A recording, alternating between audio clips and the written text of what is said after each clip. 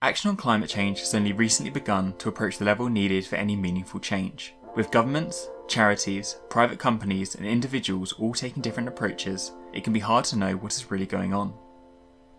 One of the most important steps in the fight against climate change was the 2015 Paris Agreement, a legally binding international treaty with a goal to limit global warming to well below 2 degrees, preferably just 1.5, when compared to pre-industrial temperatures.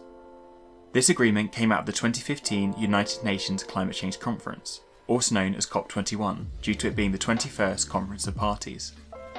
The UK is now preparing to host a landmark COP26 in November of 2021. The UK government has preceded this in 2019 by becoming the first major economy in the world to pass laws to target achieving net zero greenhouse gas emissions by 2050. Net zero is a scenario in which any greenhouse gases emitted into the atmosphere are balanced by their removal out of the atmosphere.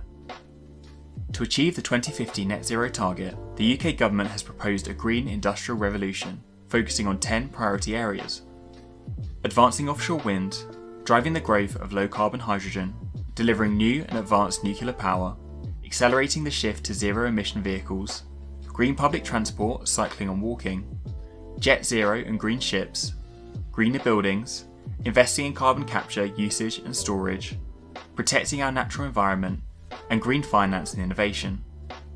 A major source of greenhouse gases is the burning of fossil fuels to produce electricity. It is therefore crucial to decarbonise this industry through the use of renewables, hydrogen, and/or nuclear. Renewable energy is any energy that cannot be depleted, such as solar, wind, and tidal. Due to the unpredictable nature of these energy sources, technologies like battery storage will also be important to make sure demand for electricity can always be met. However, renewable energy is becoming cheaper by the day. Solar now offers the cheapest electricity in history. With economics on their side, these sources are likely to become increasingly utilised, with almost half of UK electricity being renewable at the start of 2020. Similarly, it will be vital to decarbonise transport. The transition to electric cars has been accelerated in the UK by the banning of new purely petrol or diesel vehicles by 2030. There are bigger challenges facing the aviation and shipping industries. However, technologies such as sustainable fuels and electric propulsion show promise. Furthermore, an emphasis on walking, cycling and public transport will also contribute, with rapid changes seen during the COVID pandemic, as nearly half of all journeys were made by bike or foot compared to just 29% previously. However, we are not going to be able to stop all carbon production by 2050. For example, there are no currently viable carbon-free methods for producing cement, iron or steel. This is where carbon capture, usage and storage comes in. This is a new industry which will enable us to capture the carbon we emit and convert it into something useful, or, alternatively, store it where it cannot enter the atmosphere. The North Sea offers the UK an unrivaled asset for storing captured carbon under the seabed, with aims to store 10 megatons of carbon dioxide per year by 2030, the equivalent of taking around 4 million cars off the road. Though industrial changes will be the key to achieving net zero, individuals' behaviours are changing too. Less carbon-intensive vegetarian, plant-based and vegan diets have all been growing in popularity. Veganuary, a campaign to get people to try a more sustainable diet, has seen sign-ups increase from just 12,800 in 2015 to almost 600,000 in 2021. The measures discussed are intended to mitigate the causes of climate change.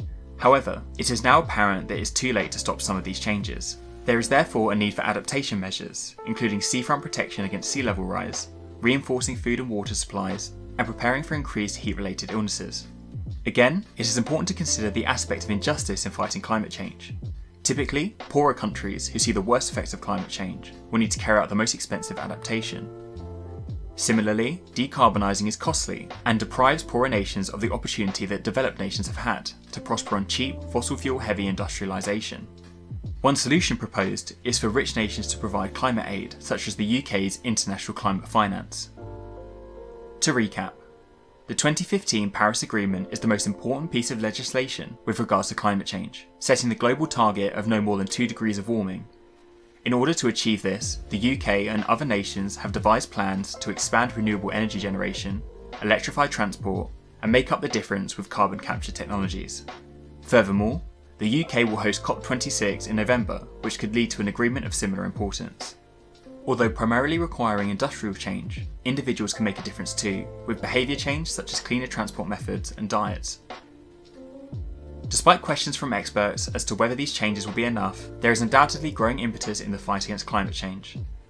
and with continuous increased effort and innovation, we will give ourselves a fighting chance.